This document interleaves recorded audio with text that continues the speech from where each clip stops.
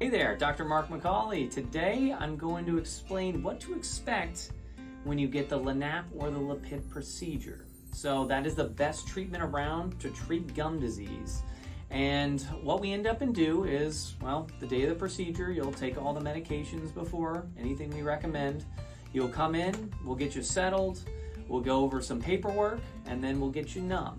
After we get you numb, then we can go ahead and we can actually start with the procedure itself. So what we end up and do is we actually use a laser. This is the tip of the laser. It's normally attached to a big machine, but what this laser fiber does is it actually goes underneath the gums and it kills all of that bacteria and stimulates the bone.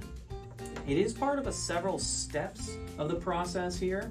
So, the first step is doing that laser on one pass right there on a certain setting. Then we scale away, we remove any deposits of plaque, calculus, tartar, anything like that, get those roots nice and smooth. Then we go ahead and we actually use the laser on a different setting. And what this setting does is it biostimulates your bone, tries to get your bone to regrow, and it creates a nice, tough, vibrant clot.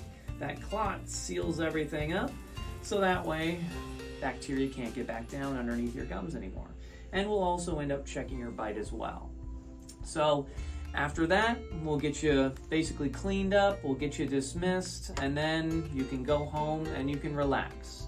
We'll give you some different pain medication, we'll also give you some antiseptic, because we don't want you brushing and things like that after the procedure, because we don't want you to disturb the clot. As far as the LANAP procedure, it does take between 1 and about 3.5, 4 hours, depending on the severity of the case. And that way you can be numbed, comfortable for the entirety of the procedure.